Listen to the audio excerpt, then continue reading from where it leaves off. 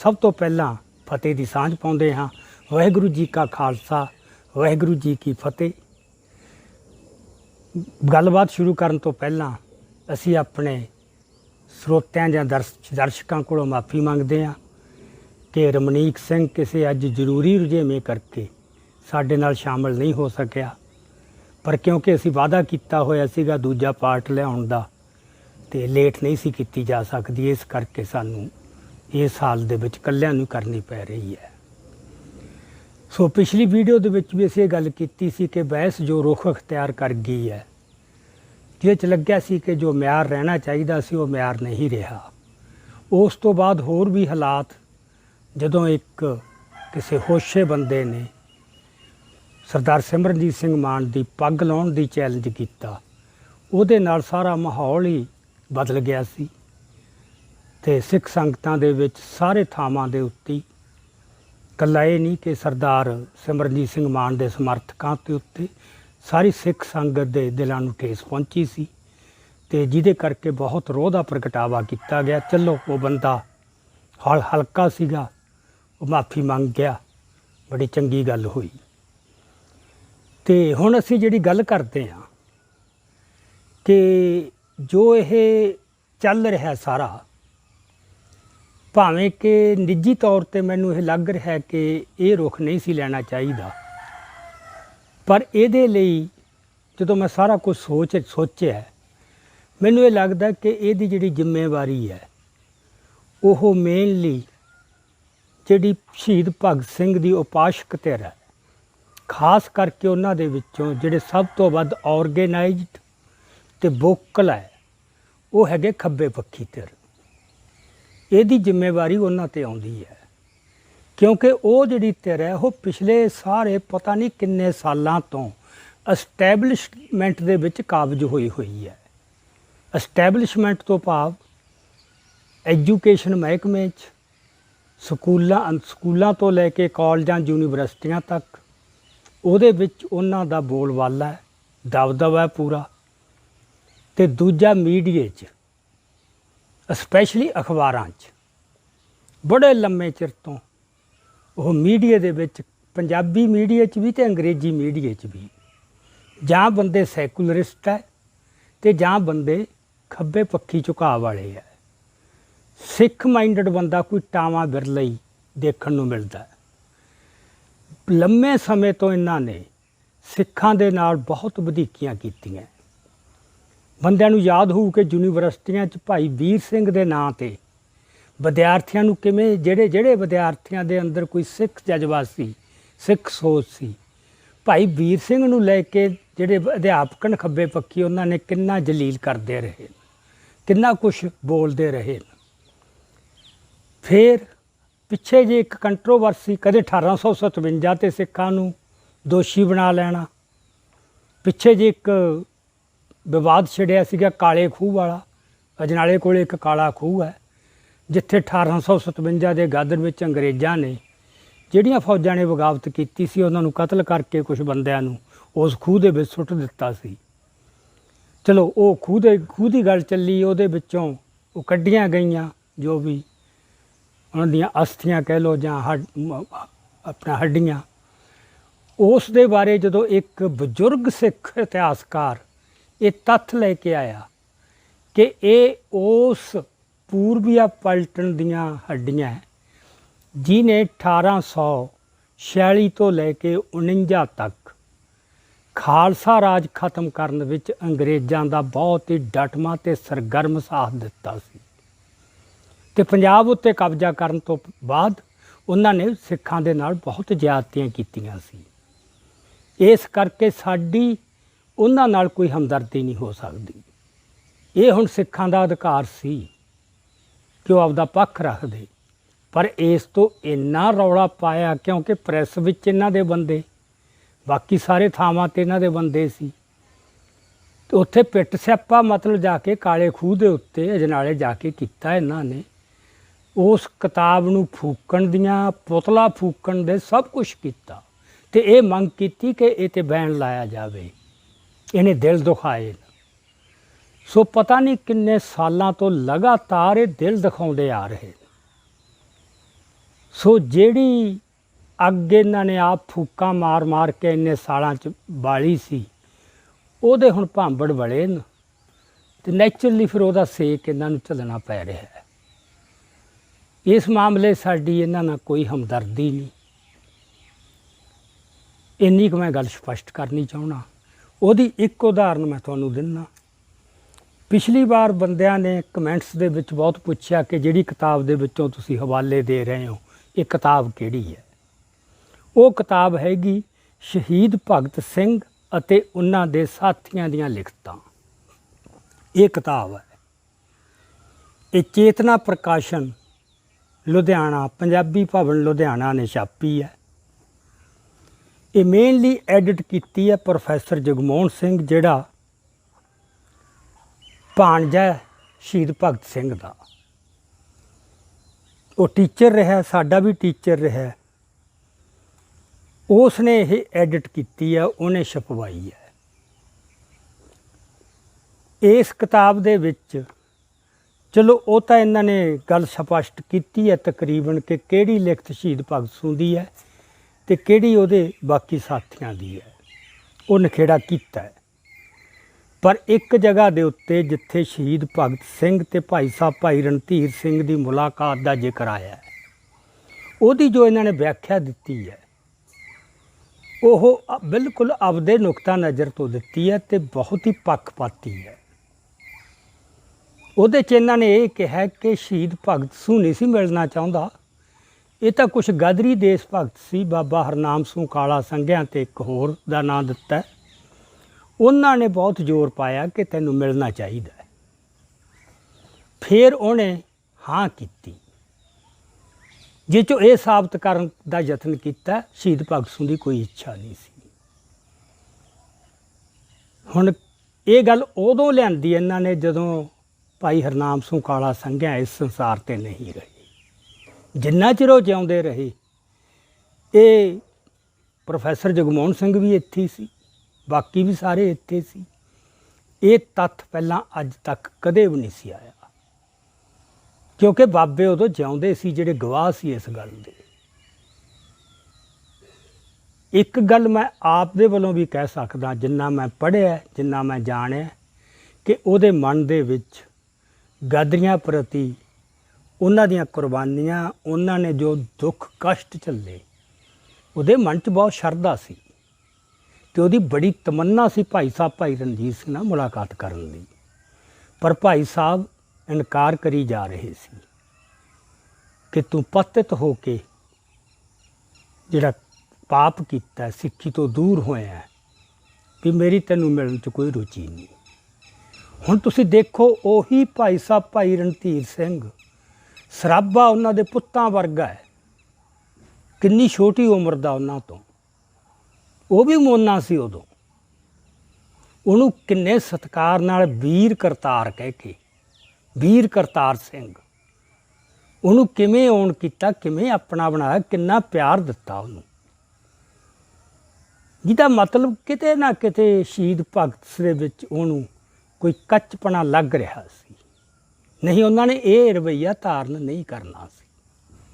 ਚਲੋ ਆਪਾਂ ਇਸ ਮਾਮਲੇ 'ਚ ਨਾ ਜਾਈਏ।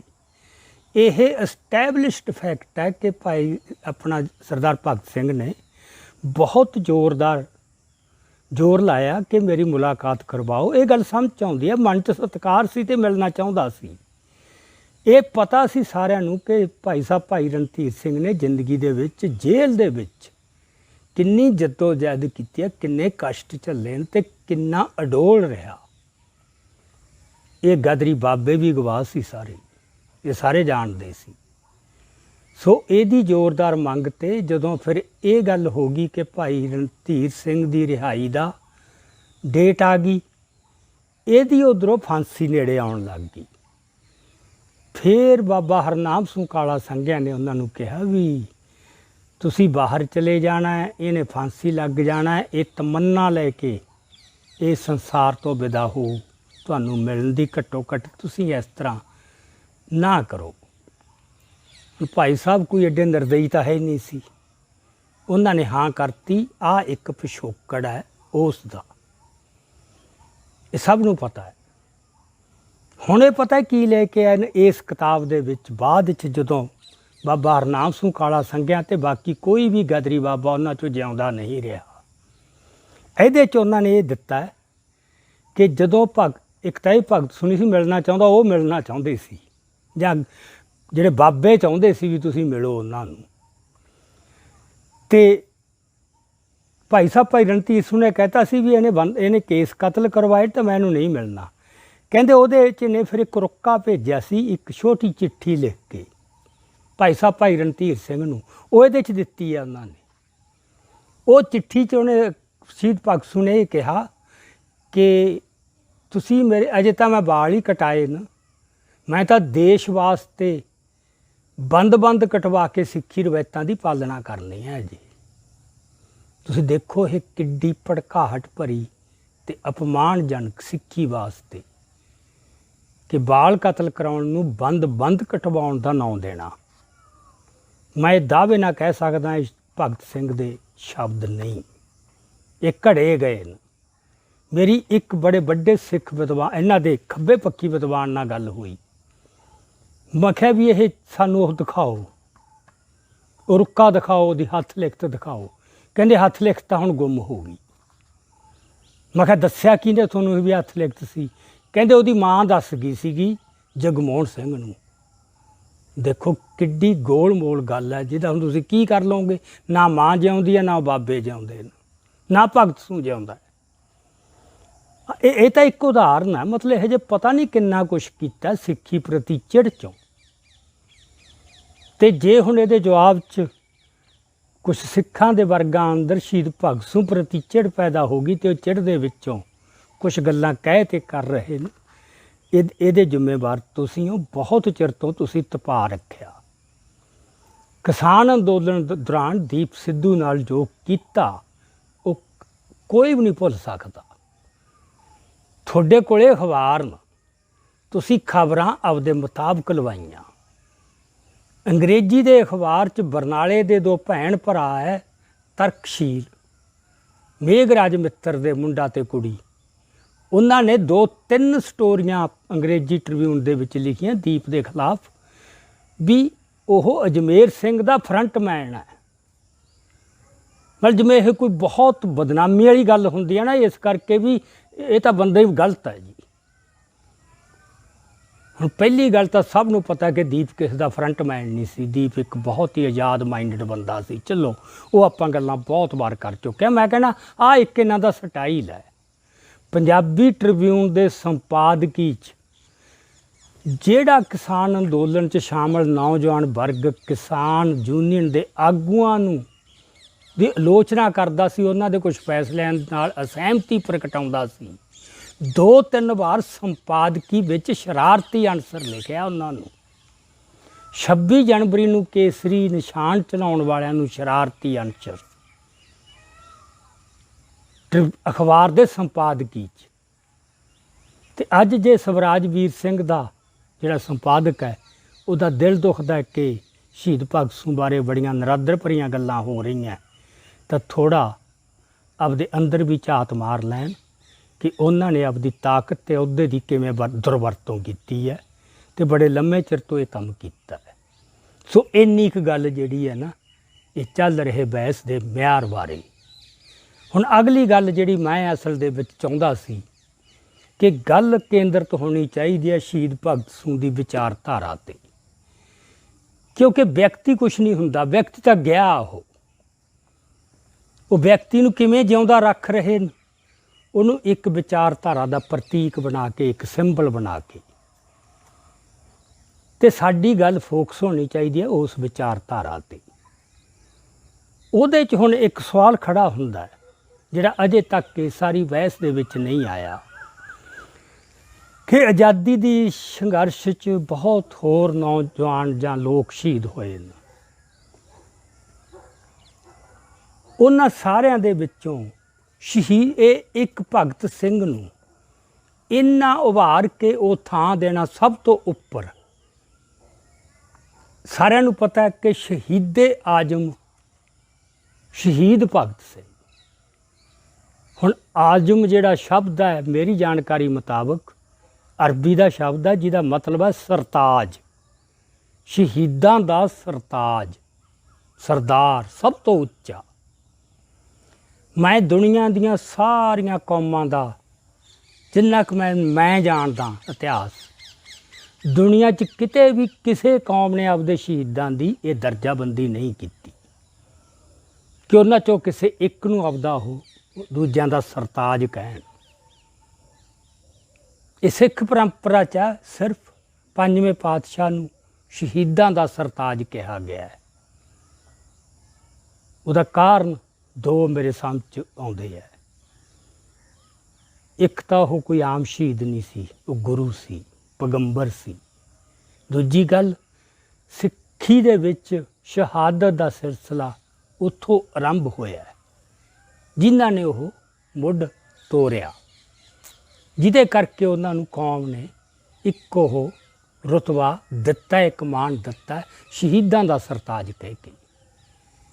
ਬਾਕੀ ਹੋਰ ਉਸ ਲੜੀ ਦੇ ਵਿੱਚ ਬਹੁਤ ਸ਼ਹੀਦ ਨੇ, ਉਹਨਾਂ ਦੀ ਕੋਈ ਦਰਜਾਬੰਦੀ ਨਹੀਂ ਵੀ ਬਾਬਾ ਦੀਪ ਸਿੰਘ ਉੱਚਾ ਸੀ ਕਿ ਭਾਈ ਮਣੀ ਸਿੰਘ ਕਿ ਭਾਈ ਤਾਰੂ ਸੂ ਜਾਂ ਕਿੰਨੇ ਹੋਰ ਸ਼ਹੀਦ, ਸਭ ਬਰਾਬਰ ਨੇ। ਇਹ ਸਾਰੀਆਂ ਕੌਮਾਂ 'ਚ ਆਈ ਹੈ। ਇਹ ਹੁਣ ਇੱਕ ਬੰਦੇ ਨੂੰ ਸ਼ਹੀਦੇ ਆਜ਼ਮ ਕਿਉਂ? ਪਹਿਲਾਂ ਇਹਦੇ ਅਮਲੀ ਪੱਖ ਬਾਰੇ ਲੈ ਲਈਏ। ਜਿਹੜਾ ਬੰਦਾ ਆਪ ਬਾਰ-ਬਾਰ ਕਹਿ ਰਿਹਾ ਵੀ ਮੇਰਾ ਰੋਲ ਮਾਡਲ, ਮੇਰੇ ਪ੍ਰੇਰਨਾ ਦਾ ਸਰੋਤ ਕਰਤਾਰ ਸਿੰਘ ਸਰਾਭਾ ਹੈ, ਉਹਦੀ ਫੋਟੋ ਰੱਖਦਾ ਜੇਬ 'ਚ, ਇਹ ਉਹਦਾ ਵੀ ਸਰਤਾਜ ਹੋ ਗਿਆ। ਸੋ ਇਹ ਕਿਉਂ ਕੀਤਾ ਇਹਨਾਂ ਨੇ? ਇਹ ਸਿਰਫ ਸ਼ਰਤ ਵਾਲੀ ਗੱਲ ਨਹੀਂ, ਇਹ ਬੜਾ ਸੋਚ ਸਮਝ ਕੇ ਕੀਤਾ, ਇੱਕ ਨਿਸ਼ਚਿਤ ਉਦੇਸ਼ ਦੀ ਪੂਰਤੀ ਲਈ। ਉਹ ਉਦੇਸ਼ ਦੀ ਪੂਰਤੀ ਇਹ ਹੈ ਕਿ ਜੇ ਭਾਰਤੀ ਕੌਮ ਸਿਰਜਣੀ ਹੈ ਅਤੇ ਲੋਕਾਂ ਦੇ ਮਨਾਂ ਅੰਦਰ ਰਾਸ਼ਟਰਵਾਦ ਦਾ ਜਜ਼ਬਾ, ਜਨੂੰਨ ਭੜਕਾਉਣਾ ਹੈ, ਤਾਂ ਉਹਦੇ ਵਾਸਤੇ ਉਹਨਾਂ ਨੂੰ ਲੱਗਿਆ ਕਿ ਇਹ ਇੱਕ ਪ੍ਰਤੀਕ ਦੇ ਤੌਰ 'ਤੇ ਵਰਤਿਆ ਜਾ ਸਕਦਾ ਹੈ। ਹਿੰਦੂ ਪਰੰਪਰਾ 'ਚ ਇਹ ਗੱਲ ਹੈਗੀ ਕਿ ਝੂਠੇ ਨਾਇਕ ਸਿਰਜਣੇ ਅਤੇ ਸੱਚੇ ਨਾਇਕਾਂ ਨੂੰ ਢਾਉਣਾ, ਇਹ ਉਹਨਾਂ ਦੇ ਸਾਰੇ ਮਿਥਿਹਾਸ 'ਚ, ਇਤਿਹਾਸ 'ਚ ਉਹਨਾਂ ਦੀ ਪਰੰਪਰਾ ਦਾ ਹਿੱਸਾ ਹੈ। ਹੁਣ ਜੇ ਇੱਕ ਨੂੰ ਸਰਤਾਜ ਬਣਾਉਣਾ ਹੈ, ਦੂਜਿਆਂ ਨੂੰ ਨਿਗਲਣਾ ਪਊ, ਦੂਜਿਆਂ ਨੂੰ ਖਾ ਗਏ। ਬੱਬੂ ਮਾਨ ਨੇ ਪਤਾ ਨਹੀਂ ਉਹ ਕਿਵੇਂ ਲਿਖਿਆ ਗੀਤ, ਪਰ ਉਹਦੇ 'ਚ ਗੱਲ ਬਹੁਤ ਵੱਡੀ ਸੀ। ਭਗਤ ਸਿੰਘ ਆ ਗਿਆ, ਸਰਾਭਾ ਕਿੱਥੇ ਰਹਿ ਗਿਆ? ਮੈਂ ਉਦੋਂ ਇਹ ਕੰਮ ਸ਼ੁਰੂ ਕੀਤਾ ਵੀ ਯਾਰ ਦੇਖੀਏ ਗੱਲ ਕੀ ਹੈ ਇਹ। ਉਦੋਂ ਤੁਹਾਨੂੰ ਤਾਂ ਅਜੇ ਜਿਹੜੇ ਨਵੇਂ ਮੁੰਡੇ ਆ ਉਹਨਾਂ ਨੂੰ ਯਾਦ ਨਹੀਂ, ਇਹ ਕਈ ਸਾਲ ਪੁਰਾਣੀ ਗੱਲ ਹੈ। ਬੱਬੂ ਮਾਨ ਦੇ ਇਸ ਗੀਤ 'ਤੇ ਉਹਦੇ 'ਚ ਲਾਲੇ ਲਾਜਪਤ ਰਾਏ ਬਾਰੇ ਉਹਨੇ ਕੁਛ ਅਪਮਾਨਜਨਕ ਜਿਹੇ ਸ਼ਬਦ ਬੋਲਤੇ ਸੀਗੇ। ਇੱਕ ਹਿਸਾਬ ਨਾਲ ਉਹਦਾ ਮਖੌਲ ਜਿਹਾ ਉਡਾਤਾ ਸੀਗਾ ਗੀਤ ਦੇ ਵਿੱਚ ਹੀ, ਜਿਹਦੇ 'ਚ ਫਿਰ ਉਹਦੇ ਖਿਲਾਫ ਜੋ ਮੁਹਿੰਮ ਚੱਲੀ ਉਹਨੂੰ ਮਾਫੀ ਮੰਗਣੀ ਪਈ ਸੀਗੀ। ਪ੍ਰਿੰਸੀਪਲ ਸਰਬਣ ਸਿੰਘ ਨੇ ਬੜਾ ਲਿਖਿਆ, ਕਹਿੰਦਾ ਢੁੱਡੀਕਿਆਂ ਦੇ ਲੋਕ ਔਖੇ ਆ। ਹੁਣ ਸੰਤ ਜਰਨੈਲ ਸਿੰਘ ਭਿੰਡਰਾਂ ਵਾਲਿਆਂ ਬਾਰੇ ਕਿੰਨਾ ਭੰਡੀ ਪ੍ਰਚਾਰ ਕੀਤਾ, ਉਹਨਾਂ ਦੇ ਜਿਉਂਦੇ ਜੀ ਵੀ ਅਤੇ ਉਹਨਾਂ ਦੇ ਸ਼ਹੀਦ ਹੋਣ ਤੋਂ ਬਾਅਦ ਵੀ। ਅਤੇ ਇਹ ਢੁੱਡੀਕਿਆਂ ਦੇ ਲੋਕ ਕੋਈ ਵੱਖਰੇ ਹੋ ਗਏ ਅਤੇ ਰੋਡਿਆਂ ਦੇ ਲੋਕ ਵੱਖਰੇ ਹੋ ਗਏ। ਇਹ ਕਹਿੰਦੇ ਸਾਡੀਆਂ ਭਾਵਨਾਵਾਂ ਨੂੰ ਸੱਟ ਵੱਜਦੀ ਹੈ। ਜਦੋਂ ਤੁਸੀਂ ਇੰਨਾ ਚਿਰ ਸਿੱਖਾਂ ਦੀਆਂ ਭਾਵਨਾਵਾਂ ਨੂੰ ਗਿਣ ਮਿੱਥ ਕੇ ਬਾਰ-ਬਾਰ ਸੱਟਾਂ ਮਾਰੀ ਗਏ, ਜਿਹਦਾ ਮਤਲਬ ਸਿੱਖ ਭਾਵਨਾਵਾਂ ਐਵੇਂ ਹੀ ਹੈ, ਉਹਦੇ ਨਾਲ ਜੋ ਮਰਜ਼ੀ ਜਿਵੇਂ ਮਰਜ਼ੀ ਖੇਡ ਲਓ, ਅਤੇ ਭਾਵਨਾਵਾਂ ਬਸ ਸਾਡੀਆਂ ਹੀ ਹੈ, ਬਹੁ ਗਿਣਤੀ ਦੀਆਂ ਹੁੰਦੀਆਂ, ਘੱਟ ਗਿਣਤੀ ਦੀਆਂ ਕਿਹੜੀਆਂ ਭਾਵਨਾਵਾਂ ਹੁੰਦੀਆਂ। ਇਹ ਐਟੀਚਿਊਡ ਹੈ ਜਿਹੜਾ ਉੱਚ ਜਾਤੀ ਹਿੰਦੂ ਹੈ, ਸਵਰਨ ਜਾਤੀ ਹਿੰਦੂ, ਉਹਦਾ ਦਲਿਤਾਂ ਪ੍ਰਤੀ ਵੀ ਐਟੀਚਿਊਡ ਇਹੀ ਹੈ, ਅਤੇ ਬਾਕੀ ਘੱਟ ਗਿਣਤੀਆਂ ਪ੍ਰਤੀ ਵੀ ਐਟੀਚਿਊਡ ਹੈ। ਉਹਨਾਂ ਦੇ ਨਾਇਕ ਅਤੇ ਉਹਨਾਂ ਦੀਆਂ ਭਾਵਨਾਵਾਂ ਦੇ ਇਹਨਾਂ ਵਾਸਤੇ ਕੋਈ ਕਦਰ ਨਹੀਂ, ਕੋਈ ਅਹਿਮੀਅਤ ਨਹੀਂ, ਉਹਦੇ ਨਾਲ ਜੋ ਮਰਜ਼ੀ ਕਰ ਲੈਣ, ਖਲਵਾੜ ਕਰ ਲੈਣ। ਸੋ ਹੁਣ ਇਹਨਾਂ ਨੂੰ ਇਹ ਪਤਾ ਲੱਗ ਗਿਆ, ਪਤਾ ਲੱਗ ਜਾਣਾ ਚਾਹੀਦਾ ਹੈ ਕਿ ਹੁਣ ਹਵਾ ਦਾ ਰੁਖ ਬਦਲ ਚੁੱਕਿਆ ਹੈ। ਕੌਮ ਦੇ ਵਿੱਚ ਨਵੀਂ ਚੇਤਨਾ ਅਤੇ ਨਵੀਂ ਜਾਗਰੂਕਤਾ ਆ ਗਈ ਹੈ, ਅਤੇ ਇਹ ਕਿਸਾਨ ਅੰਦੋਲਨ ਦੌਰਾਨ ਪ੍ਰਗਟ ਹੋ ਗਈ, ਅਤੇ ਉਦੋਂ ਬਾਅਦ ਸਗੋਂ ਲਗਾਤਾਰ ਮਜ਼ਬੂਤ ਅਤੇ ਪੱਕੇ ਪੈਰੀ ਹੁੰਦੀ ਜਾ ਰਹੀ ਹੈ। ਹੁਣ ਸਿੱਖ ਇਹ ਸਹਿਣ ਨਹੀਂ ਕਰਨਗੇ। ਸੋ ਇਹ ਹੁਣ ਹੌਲੀ ਹੌਲੀ ਨਤਾਰਾ ਹੋ ਜਾਊਗਾ। ਸੋ ਇਸ ਗੱਲ ਦੇ ਉੱਤੇ ਕਿ ਇਹਨੂੰ ਸ਼ਹੀਦੇ ਆਜ਼ਮ ਕਹਿਣਾ ਅਮਲੀ ਪੱਖ ਤੋਂ ਵੀ ਹੋਰ ਛੱਡੋ ਤੁਸੀਂ, ਇਹ ਸਰਾਬੇ ਦਾ ਸਰਦਾਰ ਕਿਵੇਂ ਹੋ ਗਿਆ, ਸਿਧਾਂਤਕ ਤੌਰ ਤੇ ਵੀ ਇਹਦੀ ਕੀ ਵਾਜਬੀਅਤ ਬਣਦੀ ਹੈ। ਇਹ ਅਸੀਂ ਕਹਿੰਦੇ ਹਾਂ ਵੀ ਜੇ ਦਮ ਹੈ ਖੱਬੇ ਪੱਖੀ ਵਿਦਵਾਨਾਂ 'ਚ, ਇਸ ਮਸਲੇ ਦੇ ਉੱਤੇ ਲਿਖਣ, ਬੋਲਣ, ਸਾਡੇ ਨਾਲ ਬਹਿਸ ਕਰਨ, ਪਰ ਇਹ ਬਹਿਸ ਨਹੀਂ ਕਰਨਗੇ। ਇਹ ਘੇਸਲ ਵੱਟ ਜਾਂਦੇ ਆ, ਜਿਹੜਾ ਕਿ ਇਮਾਨਦਾਰੀ ਨਹੀਂ। ਜੇ ਤੁਹਾਨੂੰ ਠੀਕ ਲੱਗਦਾ ਤੁਹਾਨੂੰ ਡਿਫੈਂਡ ਕਰੋ ਤੇ ਨਹੀਂ ਛੱਡੋ, ਨਾ ਛੱਡਣਾ। ਆਮ ਆਦਮੀ ਪਾਰਟੀ ਵਾਲੇ ਵੀ ਢੀਠਾਂ ਨੂੰ ਸ਼ਹੀਦੇ ਆਜ਼ਮ ਲਿਖਣਗੇ, ਨਹੀਂ ਹਟਣਾ ਉਹਨਾਂ ਨੇ, ਤੇ ਇਹ ਵੀ ਲਿਖਣਗੇ। ਸੋ ਸ਼ਹੀਦ ਭਗਤ ਸਿੰਘ ਦੀ ਗਲੋਰੀਫਿਕੇਸ਼ਨ ਜਿਹੜੀ ਇੰਨੀ ਹੋਈ ਹੈ, ਉਹਦਾ ਕਾਰਨ ਇੱਕ ਤਾਂ ਇਹ ਹੈ ਕਿ ਇਸ ਸਿੰਬਲ ਨੂੰ ਉਹਨਾਂ ਨੇ ਵਰਤਣਾ ਸੀ, ਤੇ ਜੇ ਕੋਈ ਸਿੱਖਾਂ 'ਚੋਂ ਸਿੰਬਲ ਮਿਲਦਾ ਹੈ ਤਾਂ ਇਹ ਤਾਂ ਸੋਨੇ ਤੇ ਸੁਹਾਗੇ ਵਰਗੀ ਗੱਲ ਹੈ ਵੀ ਨਾਲ ਸਿੱਖਾਂ ਨੂੰ ਵੀ ਵਿੱਚ ਲਪੇਟ ਲਓ। ਸਿੱਖੀ ਨੂੰ ਵੀ ਢਾਹ ਲਾਉਣ ਦਾ ਇਹ ਇੱਕ ਸਾਧਨ ਬਣ ਗਿਆ, ਤਾਂ ਇਹ ਚਿੜ ਪੈਦਾ ਹੋਈ ਹੈ ਤੇ ਹੋ ਰਹੀ ਹੈ। ਜਿੰਨਾ ਚਿਰ ਇਹ ਸਿਲਸਿਲਾ ਚੱਲੂ ਇਹ ਗੱਲ ਨਹੀਂ ਰੁਕਣੀ। ਇੰਨੀ ਕੁ ਗੱਲ ਮੈਨੂੰ ਸਮਝ ਪਈ ਹੈ ਜੋ ਚੱਲ ਰਹੀ ਕੰਟਰੋਵਰਸੀ ਦੀ ਹੈ। ਹੁਣ ਤੁਸੀਂ ਦੇਖੋ, ਇਹ ਗਿਣ ਮਿੱਥ ਕੇ ਜਿਹੜੀ ਫੋਟੋ ਲਾਉਂਦੇ ਆ ਉਹ ਆਹ ਲਾਉਂਦੇ ਆ ਟੋਪੀ ਵਾਲੀ। ਜਿੰਨੇ ਕੈਲੰਡਰ ਛਾਪਦੇ ਨੇ ਉਹਦੇ 'ਚ ਟੋਪੀ ਵਾਲੀਆਂ ਫੋਟੋਆਂ ਹੈ। ਜ਼ਿੰਦਗੀ 'ਚ ਉਹਨੇ ਕਿੰਨੀ ਕੁ ਵਾਰ ਇਹ ਟੋਪੀ ਉਹਨੇ ਉਹ ਸਿਰਫ ਲਾਹੌਰ 'ਚੋਂ ਨਿਕਲਣ ਵਾਸਤੇ ਪਹਿਨੀ ਸੀ ਇੱਕ ਦਿਨ, ਤੇ ਉਹ ਜ਼ਿੰਦਗੀ 'ਚ ਕਿੰਨੇ ਇੱਕ ਦਿਨ ਇਸ ਸਰੂਪ 'ਚ ਰਿਹਾ। ਸਾਂਡਰਸ ਦੇ ਕਤਲ ਤੋਂ ਲੈ ਕੇ ਜੇਲ੍ਹ ਜਾਣ ਤੱਕ। ਬਸ ਪਹਿਲਾਂ ਉਹ ਸਾਰੀ ਜਿਹੜੀ ਉਹਦੀ ਸਾਰੀ ਪਛਾਣ ਹੈ ਉਹ ਪੱਗ ਵਾਲੇ ਸ਼ਹੀਦ ਭਗਤ ਸਿੰਘ ਦੀ ਹੈ। ਸੋ ਇਹ ਕਰਦੇ ਨੇ, ਗਿਣ ਮਿੱਥ ਕੇ ਇਸ ਤਰ੍ਹਾਂ ਦੀਆਂ ਗੱਲਾਂ ਕਰਦੇ ਨੇ। ਸੋ ਇਹ ਇੱਕ ਤਾਂ ਇਸ ਗੱਲ ਦਾ ਇਹ ਜਵਾਬ ਦੇਣ। ਮੈਨੂੰ ਲੱਗਦਾ ਇਹਦੇ ਵਿੱਚ ਇੱਕ ਤਾਂ ਕਾਰਨ ਜਿਹੜਾ ਮੈਂ ਦੱਸਤਾ ਕਿ ਉਹ ਹਿੰਦੂ ਪਰੰਪਰਾ 'ਚ ਇਹ ਹੈ ਹੀ ਝੂਠੇ ਨਾਇਕ ਸਿਰਜਣੇ ਆਪਦੇ ਕਿਸੇ ਉਦੇਸ਼ ਦੀ ਪੂਰਤੀ ਵਾਸਤੇ। ਦੂਜਾ, ਇਹਦੇ 'ਚ ਇੱਕ ਆਰੀਆ ਸਮਾਜੀ ਐਂਗਲ ਹੈਗਾ। ਮੈਂ ਜਦੋਂ ਇਹ ਪੜ੍ਹਦੇ ਦੇਖਿਆ ਕਿ ਜਦੋਂ ਕਰਤਾਰ ਸਿੰਘ ਸਰਾਭਾ ਅਤੇ ਉਹਨਾਂ ਦੇ ਸਾਥੀ ਜਾਂ ਗਾਦਰੀ ਬਾਬੇ ਸ਼ਹੀਦ ਹੋਏ ਨੇ, ਫਾਂਸੀਆਂ ਦਿੱਤੀਆਂ, ਇਹ ਤਾਂ 3 ਬੰਦਿਆਂ ਨੂੰ ਦਿੱਤੀਆਂ, ਉੱਥੇ ਤਾਂ ਗਿਣਤੀ ਨਹੀਂ ਕੋਈ। ਕਿੰਨਿਆਂ ਨੂੰ ਗੋਲੀਆਂ ਮਾਰ ਕੇ ਉਡਾਇਆ, ਡਿਗਸ਼ਈ ਮਤਲਬ ਗੋਲੀ ਨਾਲ ਮਾਰਨ ਦੇ ਸਜ਼ਾਵਾਂ ਦਿੱਤੀਆਂ ਲਾਈਨਾਂ 'ਚ ਖੜ੍ਹਾ ਕੇ। ਉਹ ਕਿਤਾਬ ਦੇ ਵਿੱਚ ਸਾਰਾ ਜ਼ਿਕਰ ਹੈ, ਗਾਦਰੀ ਬਾਬੇ ਕੌਣ ਸਨ, ਪੂਰੀਆਂ ਲਿਸਟਾਂ ਦਿੱਤੀਆਂ ਹੋਈਆਂ, ਕਿੰਨੇ ਸ਼ਹੀਦ ਹੋਏ। ਉਹਦੀ ਖਬਰਾਂ ਦੇਖੋ ਉਸ ਮੌਕੇ ਦੇ ਉੱਤੇ। ਇਹ ਟ੍ਰਿਬਿਊਨ ਅਖਬਾਰ 'ਚ, ਜਿਹੜਾ ਆਰੀਆ ਸਮਾਜੀਆਂ ਦਾ ਅਖਬਾਰ ਸੀ, ਅਣਸਰਦੇ ਨੂੰ 2-4 ਲਾਈਨਾਂ ਬਸ। ਜਿੱਦਾਂ ਸ਼ਹੀਦ ਭਗਤ ਸਿੰਘ ਗ੍ਰਿਫਤਾਰ ਹੁੰਦਾ, ਜੇਲ੍ਹ 'ਚ ਜਾਂਦਾ, ਮੁਕੱਦਮਾ ਚੱਲਦਾ ਤੇ ਇਹਦੀ ਫਾਂਸੀ ਤੱਕ ਉਹਦੀ ਕਵਰੇਜ ਦਾ ਮੁਕਾਬਲਾ ਕਰੋ। ਹੁਣ ਕਾਰਨ ਇਹ ਹੈ ਕਿ ਆਰੀਆ ਸਮਾਜੀ ਕਾਂਗਰਸ 'ਤੇ ਵੀ ਕਾਬਜ਼ ਸੀ ਤੇ ਪ੍ਰੈਸ ਤੇ ਮੀਡੀਆ 'ਚ ਵੀ ਕਾਬਜ਼ ਸੀ। ਸੋ ਨੈਚੁਰਲੀ ਉਹਨਾਂ ਕੋਲ ਤਾਕਤ ਸੀ। ਉਹਨਾਂ ਨੇ ਆਪਦੀ ਉਸ ਤਾਕਤ ਦੇ ਜ਼ੋਰ ਨਾਲ ਇਹਨੂੰ ਉਭਾਰ ਲਿਆ, ਦੂਜਿਆਂ ਨੂੰ ਪਿੱਛੇ ਸੁੱਟਤਾ। ਸੋ ਸ਼ਹੀਦਾਂ ਦੇ ਮਾਮਲੇ 'ਚ ਜੋ ਇਹ ਉਪੱਦਰ ਕੀਤਾ ਇੰਨਾ ਚਿਰ, ਉਹਦੇ ਕਰਕੇ ਇੱਕ ਚਿੜ ਪੈਦਾ ਹੋ ਰਹੀ ਹੈ। ਹੋਰ ਮਤਲਬ ਕੋਈ ਇਹੀ ਜਿਹੀ ਗੱਲ ਨਹੀਂ। ਉਹਦੇ 'ਚ ਫਿਰ ਕੁਛ ਗੱਲਾਂ ਵੱਧਵੀਆਂ ਕਹੀਆਂ ਜਾਂਦੀਆਂ। ਸੋ ਇਹ ਗੱਲਾਂ ਨੇ ਜਿਹੜੀਆਂ ਕੁਛ ਸਿਧਾਂਤਕ। ਹੁਣ ਜਿਹੜੀ ਰਾਸ਼ਟਰਵਾਦ ਵਾਲੀ ਗੱਲ ਹੈ, ਉਹ ਤਾਂ ਮਤਲਬ ਹੁਣ ਬਹਿਸ ਵੀ ਨਹੀਂ ਕਰਦੇ। ਇਹ ਬਸ ਸ਼ਹੀਦ ਭਗਤ ਸਿੰਘ ਨੂੰ ਮੂਹਰੇ ਕਰ ਲੈਂਦੇ ਨੇ ਵੀ ਜਿਵੇਂ ਉਹਨੂੰ ਅੱਗੇ ਲਾ ਕੇ ਉਹਦੇ ਪ੍ਰਤੀ ਇੱਕ ਫੋਕੀ ਜੀ ਸ਼ਰਧਾ ਬਣਾ ਕੇ ਤੇ ਅਸੀਂ ਇਹਨਾਂ ਨੂੰ ਇਸ ਗੱਲ ਦੇ ਹਮਲੇ ਦਾ ਜਵਾਬ ਦੇ ਦਿਆਂਗੇ। ਇਸ ਤਰ੍ਹਾਂ ਹੁਣ ਨਹੀਂ ਚੱਲਣਾ। ਤੁਸੀਂ ਭਗਤ ਸਿੰਘ ਦਾ ਵੀ ਨੁਕਸਾਨ ਕਰਵਾਓਗੇ, ਕਰਵਾਈ ਜਾਂਦੇ ਹੋ। ਜੇ ਦਮ ਹੈ ਤਾਂ ਉਸ ਬਹਿਸ ਦੇ ਵਿੱਚ ਆਓ ਕਿ ਉਹ ਬਹਿਸ ਕੀ ਹੈ, ਰਾਸ਼ਟਰਵਾਦ ਕੀ ਹੈ, ਭਾਰਤ ਵਿੱਚ ਇਹ ਕਿਵੇਂ ਆਇਆ, ਇਹਦਾ ਸਾਰਾ ਰੋਲ ਕੀ ਹੈ ਤੇ ਅੱਜ ਇਹਦਾ ਰੋਲ ਕੀ ਹੈ। ਸੋ ਇਹ ਨੇਸ਼ਨ ਸਟੇਟ ਜਿਹੜੀ ਬਣੀ ਹੈ, ਜਿਹਨੇ ਇੱਥੇ ਇੰਨੇ ਜ਼ੁਲਮ ਕੀਤੇ ਨੇ ਖੁਦ ਖੱਬੇ ਪੱਖੀਆਂ ਦੇ ਕਿੱਸਿਆਂ 'ਤੇ ਜਿਹੜੇ ਲੜ ਰਹੇ ਨੇ। ਰਾਮ ਗਊਆਂ ਨੂੰ ਇਹਨਾਂ ਨੇ ਕੁਛ ਨਹੀਂ ਕਹਿਣਾ, ਉਹ ਤੁਰੇ ਫਿਰਨ ਝੋਲੇ ਚੁੱਕ ਕੇ ਧਰਨੇ ਲਾਈ ਜਾਣ, ਇਨਕਲਾਬ ਜਿੰਦਾਬਾਦ ਦੇ ਨਾਅਰੇ ਲਾਈ ਜਾਣ, ਸ਼ਹੀਦ ਭਗਤ ਸਿੰਘ ਵਾਲੀਆਂ ਪੱਗਾਂ ਬੰਨੀ ਜਾਣ, ਮੋਟਰਸਾਈਕਲ ਮਾਰਚ ਕਰ ਲੈਣ। ਉਹ ਸਭ ਡਰਾਮੇ ਉਹਨਾਂ ਨੂੰ, ਉਹ ਸਗੋਂ ਖੁਸ਼ ਹਨ। ਉਹਨਾਂ ਨੂੰ ਇਹ ਵੀ ਇਹ ਤਮਾਸ਼ਾ ਜਿਹਾ ਕਰਕੇ ਬਹਿ ਜਾਣ, ਬਸ ਠੀਕ ਹੈ, ਵਧੀਆ। ਜਿਹੜਾ ਇਹ ਲੱਗਦਾ ਕਿ ਇਹ ਤੋਂ ਪ੍ਰੇਰਨਾ, ਮੈਂ ਪਿਛਲੀ ਵਾਰ ਵੀ ਗੱਲ ਕੀਤੀ ਸੀ, ਜਿਹੜੇ ਤੋਂ ਪ੍ਰੇਰਨਾ ਲੈ ਕੇ ਬਗਾਵਤ ਦਾ ਰਾਹ ਅਖਤਿਆਰ ਕਰਨਗੇ ਸਟੇਟ ਦੇ ਖਿਲਾਫ ਲੜਨ ਦਾ, ਉਹਨਾਂ ਨੂੰ ਉਹ ਮਾਫ ਨਹੀਂ ਕਰਨਗੇ। ਇਹ ਐਟੀਟਿਊਡ ਸਟੇਟ ਦਾ ਆ ਰਿਹਾ ਹੈ। ਸੋ ਇੰਨੀ ਕੁ ਮੈਂ ਗੱਲ ਜਿਹੜੀ ਸੀਗੀ, ਇਹ ਸਾਰੀ ਬਹਿਸ ਨੂੰ ਕਿਵੇਂ ਦੇਖਣਾ। ਬਾਕੀ ਕੁਛ ਸਰੋਤਿਆਂ ਨੇ, ਸਿੱਖ ਵਿਊ ਪੁਆਇੰਟ ਚੈਨਲ ਦੇਖ ਰਹੇ ਸੰਗਤ ਦੇ ਵਿੱਚੋਂ ਬਹੁਤ ਸਾਰਿਆਂ ਨੇ ਮੰਗ ਕੀਤੀ ਹੈ ਕਿ ਸਾਨੂੰ ਕਿਤਾਬਾਂ ਦੱਸੋ। ਉਹ ਅਸੀਂ ਆਉਣ ਵਾਲੇ 1-2 ਦਿਨਾਂ 'ਚ ਆਪਣੇ ਪੇਜ ਦੇ ਉੱਤੇ ਕਿਤਾਬਾਂ ਦੇ ਨਾਂ ਪਾ ਦਿਆਂਗੇ।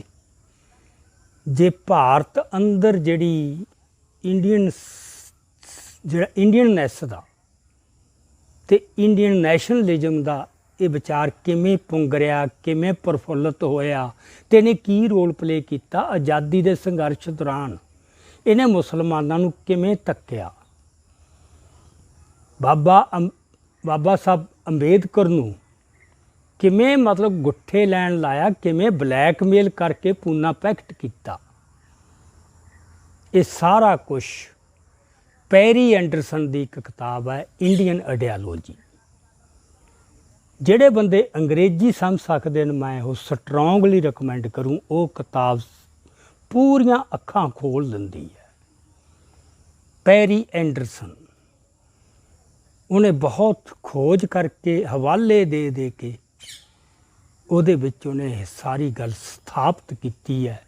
ਇਹ ਇੰਡੀਅਨ ਨੇਸ਼ਨ, ਇੰਡੀਅਨਨੈਸ, ਇਹ ਹੈ ਕੀ, ਚੱਕਰ ਕੀ ਹੈ ਅਤੇ ਇਹਨੇ ਕਿਹਦੇ ਹਿੱਤਾਂ ਨੂੰ ਸਰਵ ਕੀਤਾ। ਨਿਚੋੜ ਇਹੀ ਨਿਕਲਦਾ ਕਿ ਜਿਹੜਾ ਸਵਰਨ ਜਾਤੀ ਵਰਗ ਹੈ, ਇਹ ਉਹਦੇ ਹਿੱਤਾਂ ਦੀ ਪੂਰਤੀ ਵਾਸਤੇ ਇੱਕ ਬਹੁਤ ਹੀ ਛਲਾਵੇ ਭਰਿਆ ਸੰਦ ਜਾਂ ਹਥਿਆਰ ਹੈ ਇਹ ਰਾਸ਼ਟਰਵਾਦ। ਇਹਨੂੰ ਭਾਰਤੀ ਰਾਸ਼ਟਰਵਾਦ ਕਹਿ ਕੇ ਇਹਦਾ ਹਿੰਦੂ ਖਾਸਾ ਲੁਕਾਉਂਦੇ ਆਏ ਨੇ ਕਾਂਗਰਸ ਵਾਲੇ ਅਤੇ ਜਾਂ ਖੱਬੇ ਪੱਖੀ। ਹੁਣ ਚਲੋ ਮੋਦੀ ਦਾ ਇਸ ਪੱਖੋਂ ਸ਼ੁਕਰਗੁਜ਼ਾਰ ਹੋਣਾ ਚਾਹੀਦਾ, ਉਹਨੇ ਪਰਦਾ ਜਿਹਾ ਲਾਤਾ ਵੀ ਸਿੱਧੀ ਗੱਲ ਹੈ, ਇਸ ਤਾਂ ਹਿੰਦੂ ਰਾਸ਼ਟਰ ਬਣਾਉਣਾ ਹੈ। ਇਹ ਹੁਣ ਖੱਬੇ ਪੱਖੀ ਚੋਣ ਕਰ ਲੈਣ ਵੀ ਇਹਨਾਂ ਨੇ ਹਿੰਦੂ ਰਾਸ਼ਟਰ ਦੇ ਪੱਖ 'ਚ ਖੜਨਾ ਹੈ ਕਿ ਇੱਧਰ ਦੂਜੇ ਪਾਸੇ ਜਿਹੜੇ ਬੰਦੇ ਇੱਕ ਸਹੀ ਮਾਣਿਆਂ 'ਚ ਸੁਸਾਇਟੀ ਨੂੰ ਡੈਮੋਕਰਟਾਈਜ਼ ਕਰਕੇ ਗੁਰੂਆਂ ਦੇ ਆਦਰਸ਼ਾਂ ਮੁਤਾਬਕ ਇੱਥੇ ਇੱਕ ਅਜਿਹਾ ਰਾਜ ਸਿਰਜਣਾ ਚਾਹੁੰਦੇ ਨੇ ਜਿੱਥੇ ਕਿਸੇ ਨਾਲ ਵੀ ਕੋਈ ਨਾ ਵਿਤਕਰਾ ਹੋਵੇ, ਨਾ ਜ਼ਬਰ ਹੋਵੇ ਅਤੇ ਨਾ ਲੁੱਟ ਖਸੁੱਟ ਹੋਵੇ। ਇਹ ਆਈਡੀਆ ਇਕੱਲੇ ਮਾਰਕਸ ਦੀ ਮਲਕੀਅਤ ਨਹੀਂ, ਇਹ ਤਾਂ ਆਈਡੀਆ ਮਨੁੱਖ ਦਾ ਯੁੱਗਾਂ ਤੋਂ ਪ੍ਰਚਲਿਤ ਆਇਆ ਹੈ ਅਤੇ ਸਿੱਖ ਧਰਮ ਦੇ ਵਿੱਚ ਇਹ ਇੰਸਟੀਟਿਊਸ਼ਨਲਾਈਜ਼ ਹੋ ਗਿਆ ਅਤੇ ਹਿਸਟਰੀ ਦੇ ਵਿੱਚ ਵੀ ਸਥਾਪਿਤ ਕਰਕੇ ਦਿਖਾਤਾ। ਇਹ ਜਿਹੜੀ ਸ਼ਹੀਦ ਭਗਤ ਸਿੰਘ ਦੀ ਵਿਚਾਰਧਾਰਾ ਹੈ, ਉਹਦੇ 'ਚ 2 ਮੇਜਰ ਐਲੀਮੈਂਟ ਹੈ, ਇੱਕ ਨੈਸ਼ਨਲਿਜ਼ਮ ਰਾਸ਼ਟਰਵਾਦ, ਦੂਜਾ ਮਾਰਕਸਿਜ਼ਮ। ਇਹ ਦੋਹੇ ਵਿਚਾਰਧਾਰਾਂ ਇਤਿਹਾਸ ਵਿੱਚ ਫੇਲ ਹੋ ਚੁੱਕੀਆਂ, ਸਭ ਨੇ ਪ੍ਰਵਾਨ ਕਰ ਲਈਆਂ, ਮੰਨ ਲਈਆਂ। ਸੋ ਇੰਨੀ ਕੁ ਗੱਲਬਾਤ ਮੈਂ ਤੁਹਾਡੇ ਨਾਲ ਵੀ ਜਿਹੜੀਆਂ ਵਿਚਾਰਧਾਰਾਵਾਂ ਫੇਲ ਹੋ ਚੁੱਕੀਆਂ, ਜਿਹੜੇ ਉਹਨਾਂ ਨੇ ਰਾਜ ਸਥਾਪਿਤ ਕੀਤੇ ਨੇ, ਸਾਰੇ ਜ਼ਾਲਮ ਅਤੇ ਅਤਿਆਚਾਰੀ ਸਾਬਤ ਹੋਏ ਨੇ। ਤੁਸੀਂ ਉਹ ਵਿਚਾਰਧਾਰਾ ਦੇ ਅੱਜ ਫੇਰ ਮਤਲਬ ਉਹਦਾ ਪੱਖ ਲੈ ਰਹੇ ਹੋ। ਜੇ ਤੁਸੀਂ ਮਤਲਬ ਵਾਕਈ ਇਨਸਾਫ ਪਸੰਦ ਰਾਜ ਸਿਰਜਣਾ ਚਾਹੁੰਦੇ ਹੋ। ਇਹ ਤਾਂ ਕਾਰਲ ਮਾਰਕਸ ਨੇ ਕਿਹਾ ਸੀ ਵੀ ਜਿਹੜੀ ਕਸੌਟੀ ਹੈ ਕਿਸੇ ਸਿਧਾਂਤ ਦੀ ਜਾਂ ਵਿਚਾਰ ਦੀ, ਉਹ ਪ੍ਰੈਕਟਿਸ ਹੈ। ਜਿਹੜੀ ਚੀਜ਼ ਪ੍ਰੈਕਟਿਸ ਨੇ ਰੱਦ ਕਰਤੀ, ਉਹ ਸਿਧਾਂਤ ਖਤਮ ਹੈ, ਉਹ ਸਿਧਾਂਤ ਗਲਤ ਹੈ। ਰਾਸ਼ਟਰਵਾਦ ਅਤੇ ਮਾਰਕਸਵਾਦ ਦੋਵੇਂ ਰੱਦ ਹੋ ਚੁੱਕੇ ਨੇ ਇਤਿਹਾਸਕ ਤੌਰ 'ਤੇ। ਉਹਨਾਂ ਨੂੰ ਮੁੜ ਕੇ ਲਿਸ਼ਕਾ ਕੇ ਕੋਈ ਖੜਾ ਕਰਨ ਦਾ ਯਤਨ ਕਰੂ, ਉਹ 'ਚ ਕਾਮਯਾਬੀ ਨਹੀਂ ਹੋਣੀ। ਦੂਜੇ ਪਾਸੇ ਸਿੱਖਾਂ ਦੇ ਜਿਹੜਾ ਹੈਗਾ, ਸਿੱਖਾਂ ਦਾ ਜੋ ਗੁਰੂ ਗ੍ਰੰਥ ਸਾਹਿਬ ਦੇ ਵਿੱਚ ਇੱਕ ਆਦਰਸ਼ਕ ਰਾਜ ਦੇ ਜੋ ਸੰਕੇਤ ਪਏ ਨੇ, ਉਹ ਸਾਕਾਰ ਹੋਏ ਨੇ ਮਹਾਰਾਜਾ ਰਣਜੀਤ ਸਿੰਘ ਦੇ ਰਾਜ 'ਚ, ਅਤੇ ਜਿਹਨੂੰ ਸਾਰੀ ਦੁਨੀਆ ਨੇ ਮੰਨ ਲਿਆ। ਜਦੋਂ ਕਿ ਤੁਹਾਡੇ ਕੋਲ ਇੱਕ ਵੀ ਕਿਤੇ ਕੋਈ ਪੋਜ਼ੀਟਿਵ ਇਹੀ ਜਿਹੀ ਉਦਾਹਰਨ ਨਹੀਂ। ਸੋ ਇੰਨੀਆਂ ਕੁ ਵਿਚਾਰਾਂ ਸੀ। ਅਤੇ ਫਿਰ ਮੇਰੀ ਨੌਜਵਾਨਾਂ ਨੂੰ ਇਹ ਬੇਨਤੀ ਹੈ ਕਿ ਬਹਿਸ ਨੂੰ ਪੂਰੀ ਗੰਭੀਰ ਸੁਰ ਰੱਖੋ ਉਹਦੀ ਤੇ ਇਹਨਾਂ ਮੁੱਦਿਆਂ ਤੇ ਕੇਂਦਰਿਤ ਰੱਖੋ। ਸਮਾਂ ਬਹੁਤ ਭੈੜਾ ਆ ਰਿਹਾ, ਮੈਂ ਬਹੁਤ ਵਾਰ ਰਿਪੀਟ ਕਰ ਚੁੱਕਿਆ, ਬਹੁਤੀ ਦੂਰ ਨਹੀਂ। ਬੰਦਿਆਂ ਦੀ ਫੇਰ ਪਰਖ ਹੋਣੀ ਹੈ, ਜੰਗ ਦਾ ਮਾਹੌਲ ਫੇਰ ਬਣ ਰਿਹਾ ਹੈ, ਸਲਤਨਤਾਂ ਟੁੱਟਣਗੀਆਂ, ਨਵੇਂ ਰਾਜ ਹੋਂਦ 'ਚ ਆਉਣਗੇ। ਉਹ ਜੰਗ 'ਚ ਕੌਣ ਕਿੱਧਰ ਖੜਦਾ ਹੈ, ਇਹ ਗੱਲ ਬਹੁਤ ਅਹਿਮ ਹੈ। ਗਾਦਰੀ ਬਾਬਿਆਂ ਤੇ ਕਈ ਵਾਰ ਨਾ ਗਾਦਰੀ ਯੋਧਿਆਂ ਦੇ ਉੱਤੇ ਇਲਜ਼ਾਮ ਲਾਉਂਦੇ ਨੇ ਵੀ ਉਹਨਾਂ ਨੂੰ ਪਤਾ ਹੀ ਨਹੀਂ ਸੀ, ਉਹੀ ਉੱਥੋਂ ਉੱਠ ਕੇ ਆ ਗਏ ਵੀ ਇੰਨੇ ਕੁ ਬੰਦੇ ਕੀ ਕਰ ਸਕਦੇ ਨੇ। ਇਸ ਤਰ੍ਹਾਂ ਨਹੀਂ ਸੀ ਗੱਲ। ਉਹਨਾਂ ਨੇ ਇਦੋਂ ਪਹਿਲਾਂ ਇੱਕ ਡੈਲੀਗੇਸ਼ਨ, ਇੱਕ ਵਫਦ ਭੇਜਿਆ ਸੀ ਭਾਰਤ ਦੇ ਵਿੱਚ ਰਾਜਸੀ ਰਾਉ ਦਾ ਪਤਾ ਲੈਣ ਵਾਸਤੇ, ਭਾਈ ਬਲਵੰਤ ਸਿੰਘ ਖੁਰਦਪੁਰ ਦੀ ਅਗਵਾਈ ਹੇਠ। ਉਸ ਵਫਦ ਨੇ ਇੱਥੇ ਵੱਖ-ਵੱਖ ਵਰਗਾਂ ਨੂੰ ਮਿਲਿਆ, ਆਗੂਆਂ ਨੂੰ ਮਿਲਿਆ। ਲਾਹੌਰ ਦੇ ਬਰੈਡਲੇ ਹਾਲ 'ਚ ਇੱਕ ਬਹੁਤ ਵੱਡਾ ਇਕੱਠ ਹੋਇਆ ਸੀ। ਤੁਸੀਂ ਇਹ ਦੇਖ ਲਓ ਵੀ ਉਸ ਇਕੱਠ 'ਚ ਸਾਰੇ ਧਰਮਾਂ ਦਾ ਜਿਹੜਾ ਸ੍ਰੇਸ਼ਟ ਵਰਗ ਹੈ, ਧਾਰਮਿਕ ਤੋਂ ਲੈ ਕੇ ਰਾਜਸੀ ਤੇ ਵਿਦਵਾਨਾਂ ਤੱਕ, ਉਹ ਸਾਰੇ ਸ਼ਾਮਲ ਸੀ। ਬਰੈਡਲੇ ਹਾਲ ਦੇ ਵਿੱਚ ਹੋਇਆ ਸੀ ਲਾਹੌਰ 'ਚ, ਜਿੱਥੇ ਭਾਈ ਬਲਵੰਤ ਸਿੰਘ ਖੁਰਦਪੁਰ ਬੋਲਿਆ ਸੀ। ਉਹਦਾ ਭਰਵਾਂ ਸਵਾਗਤ ਹੋਇਆ ਸੀ ਤੇ ਹਿੱਕ ਠੋਕ ਕੇ ਕਿਹਾ ਸੀ ਅਸੀਂ ਤੁਹਾਡੀ ਮਦਦ ਕਰਾਂਗੇ। ਉਹ ਤਾਂ ਇਸ ਆਸ ਨਾਲ ਆਏ ਸੀ ਕਿ ਸਾਰੇ ਕਹਿ ਰਹੇ ਨੇ ਵੀ ਠੀਕ ਹੈ, ਇਹ ਇਸ ਰਾਜ ਤੋਂ ਦੁਖੀ ਹੈ, ਗੁਲਾਮੀ ਤੋਂ, ਉਹ ਸਾਡਾ ਸਾਥ ਦੇਣਗੇ। ਇਹ ਤਾਂ ਬਾਬਾ ਸੋਹਣ ਸਿੰਘ ਭਾਕਣਾ ਨੇ ਇੰਨੇ ਦੁਖੀ ਹਿਰਦੇ ਨਾਲ ਲਿਖਿਆ, ਕਹਿੰਦਾ ਬੜੇ ਨੁਕਸ ਛਾਂਟੇ ਜਾ ਰਹੇ ਨੇ ਵੀ ਫਲਾਨਾ ਕਾਰਨ ਬਣਿਆ ਇਹਨਾਂ ਦੀ ਹਾਰ ਦਾ। ਉਹ ਕਹਿੰਦਾ ਇੱਕੋ ਕਾਰਨ ਬਣਿਆ, ਕੌਮੀ ਆਗੂਆਂ ਦੀ ਗਦਾਰੀ। ਜਿੱਦੇ ਜੰਗ ਛਿੜਪੀ ਸਾਰੇ ਇੱਕ ਇੱਕ ਕਰਕੇ ਸਿੱਖਾਂ ਦੇ ਕੁਛ ਕੁ ਹਿੱਸਿਆਂ ਨੂੰ ਛੱਡ ਕੇ, ਕੁਛ ਸਿੱਖ ਜਿਹੜੇ ਸੀਗੇ ਰਈਸ, ਉਹ ਫਿਰ ਵੀ ਗਦਰੀ ਬਾਬਿਆਂ ਨਾਲ ਰਹੇ। ਹੋਰ ਬਾਕੀ ਸਾਰੇ ਮੁਸਲਮਾਨ ਕੀ ਹਿੰਦੂ ਕੀ ਜਿੰਨਾ ਅਲੀਟ ਸੀ, ਗਾਂਧੀ ਤੋਂ ਲੈ ਕੇ ਤਿਲਕ ਤੋਂ ਲੈ ਕੇ ਲਾਜਪਤ ਰਾਏ, ਮਤਲਬ ਕਿਸੇ ਦਾ ਨਾਂ ਲੈ ਲਓ, ਸਾਰੇ ਬੇਸ਼ਰਮੀ ਨਾਲ ਅੰਗਰੇਜ਼ਾਂ ਨਾਲ ਜਾ ਖੜੇ। ਉਹ ਕਹਿੰਦਾ ਆਹ ਗਦਾਰੀ ਨੇ ਸਾਨੂੰ ਮਰਵਾਇਆ ਹੈ। ਸੋ ਉਹੀ ਨਤਾਰਾ ਜੰਗ ਹੋਣ ਵੇਲੇ ਫੇਰ ਹੋਣਾ ਹੈ। ਇਹ ਚੇਤੇ 'ਚ ਰੱਖਿਓ, ਜੋ ਗਦਰੀ ਬਾਬਿਆਂ ਨਾਲ ਹੋਈ ਸੀ, ਇਹ ਫੇਰ ਹੋਣੀ ਹੈ ਲੜਾਕੂ ਯੋਧਿਆਂ ਨਾਲ। ਪਤਾ ਨਹੀਂ ਉਹਦੇ 'ਚ ਕੌਣ ਕੌਣ ਸ਼ਾਮਲ ਹੋਊ, ਇਹ ਨਿਗਾਹ ਰੱਖਿਓ ਜੋ ਪਾਰਲੀਮੈਂਟ ਦੇ ਵਿੱਚ ਬਹਿਸਾਂ ਹੋਣਗੀਆਂ। ਸੋ ਇੰਨੀਆਂ ਕੁ ਮੈਂ ਤੁਹਾਡੇ ਨਾਲ ਅੱਜ ਵਿਚਾਰਾਂ ਕਰਨੀਆਂ ਸੀਗੀਆਂ। ਬਾਕੀ ਆਪਾਂ ਆਉਣ ਵਾਲੀਆਂ ਵੀਡੀਓ ਦੇ ਵਿੱਚ ਲਗਾਤਾਰ ਜਿੰਨਾ ਚਿਰ ਮੌਕਾ ਮਿਲਦਾ ਰਿਹਾ, ਇਹ ਪਤਾ ਨਹੀਂ ਮੌਕਾ ਕਿੰਨਾ ਕੁ ਚਿਰ ਮਿਲਣਾ, ਅਤੇ ਆਪਾਂ ਉਸ ਗੱਲਾਂ ਕਰਦੇ ਰਹਾਂਗੇ ਲਗਾਤਾਰ, ਅਤੇ ਗੱਲਾਂ ਨੂੰ ਜਾਣਨ ਦੀ ਕੋਸ਼ਿਸ਼ ਕਰਦੇ ਰਹਾਂਗੇ। ਸੋ ਚੜ੍ਹਦੀ ਕਲਾ 'ਚ ਰਹੋ, ਕੋਈ ਗੱਲ ਨਹੀਂ। ਹਮੇਸ਼ਾ ਇਹ ਆਸ ਰੱਖ ਕੇ ਚੱਲੋ ਕਿ ਜੋ ਕੁਛ ਹੋ ਰਿਹਾ ਵਾਹਿਗੁਰੂ ਦੇ ਭਾਣੇ 'ਚ ਹੋ ਰਿਹਾ, ਅਤੇ ਇਹ ਪੰਥ ਸੱਜ ਹੈ, ਅਕਾਲ ਪੁਰਖ ਨੇ ਆਪ ਉਹਨੂੰ ਫਿਕਰ ਹੈ ਇਹਦਾ, ਇਹਦਾ ਕੋਈ ਕੁਛ ਨਹੀਂ ਵਿਗਾੜ ਸਕਦਾ। ਪਰ ਸਾਡੇ 'ਤੇ ਕੁਛ ਫਰਜ਼ ਆਉਂਦੇ, ਉਹ ਭਾਣੇ 'ਚ ਉਹ ਵੀ ਸ਼ਾਮਲ ਹੈ। ਭਾਣਾ ਇਹ ਨਹੀਂ ਕਿ ਅਸੀਂ ਜੋ ਮਰਜ਼ੀ ਕਰੀ ਚੱਲੀਏ। ਜੇ ਅਸੀਂ ਗੁਰੂ ਪ੍ਰਤੀ ਜਵਾਬ ਦੇ ਹਾਂ ਨਾ, ਤਾਂ ਸਾਡੇ 'ਤੇ ਵੀ ਕੁਛ ਫਰਜ਼, ਉਹ ਫਰਜ਼ ਵੀ ਪਛਾਣੋ, ਫਿਰ ਕੋਈ ਤਾਕਤ ਦੁਨੀਆ ਦੀ ਹਰਾ ਨਹੀਂ ਸਕੂਗੀ। ਸੋ ਇੰਨੀਆਂ ਵਿਚਾਰਾਂ ਪ੍ਰਵਾਨ ਕਰਿਓ। ਬਾਕੀ ਅਗਲੀਆਂ ਵੀਡੀਓਜ਼ ਦੇ ਵਿੱਚ ਫਤਿਹ ਬੁਲਾਈਏ। ਵਾਹਿਗੁਰੂ ਜੀ ਕਾ ਖਾਲਸਾ, ਵਾਹਿਗੁਰੂ ਜੀ ਕੀ ਫਤਿਹ।